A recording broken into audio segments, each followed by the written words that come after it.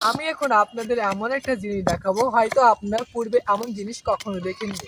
অবশ্যই শুরুতে বলে রাখি, এই জিনিসটা কি কাজে ব্যবহার করতে হয় আর কেন এটা প্রয়োজন সেটা আমি আপনাদের তার মুখ থেকে জেনে দেখাবো। বাট আমি তার কাছে প্রথমে জানতে চাইবো যে আপনি যে হাতে যে কাঠের টুকরোটা মানে পরিষ্কার করতেছেন, এটা কিসের জন্য আর এটা কি কাজে ব্যবহার করে? এটা ব্যবহার করতে হবে, বাসে দিতে হবে। এক কথায় সে কিন্তু বাঁশের যে ফাঁকা জায়গাটুকু আছে সেই জায়গায় এই এটা ঢুকে দিলাম ব্যবহার এই। করবে। বাট আমি জানতে চাই, আমরা কিন্তু জানি বাঁশ মানুষের প্রয়োজনে অনেক ভূমিকা পালন করে। বাট এইখানে আপনারা যে পিসের যে সরু অনেক লম্বা একটা বাঁশ দেখতে পাচ্ছেন, বাট এই বাঁশটা কিন্তু এমন একটা কাজে ব্যবহার করবে যে তার জীবনের দৈনন্দিন প্রয়োজনে যে অর্থের প্রয়োজন সেটা এই বাঁশের মাধ্যমে যোগান দেবে। কেন বললাম এই বাঁশটা শুধু প্রয়োজন তা কিন্তু নয়, মূলত এটা এই বাসটা এমন একটা জায়গায় ব্যবহার করবে যেটা কিন্তু তার সমস্ত চাহিদা পূরণ করবে।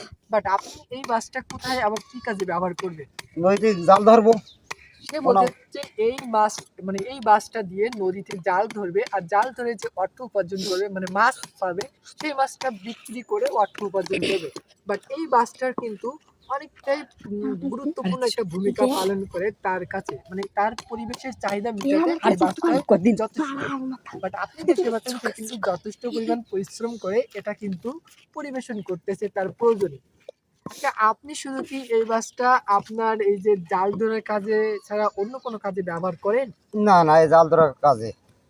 আমরা জানি বাস কিন্তু হরেক রকম কাজে ব্যবহার করা যায়, বাট এই এইটা বাসটা জাস্ট এইটা আমরা ব্যবহার করবো নদীতে।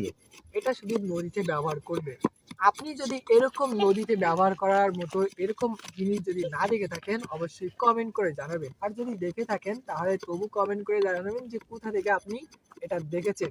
এটা হলো আমাদের শিবসা নদীর মাছ ধরার দৃশ্য, মানে এক কথায় মাছ ধরতে গেলে যে বাসটা প্রয়োজন সেটা কিন্তু সে প্রস্তুত করতেছে। বাট এটা কিন্তু তার প্রয়োজনে অনেক বড় একটা ভূমিকা পালন করবে।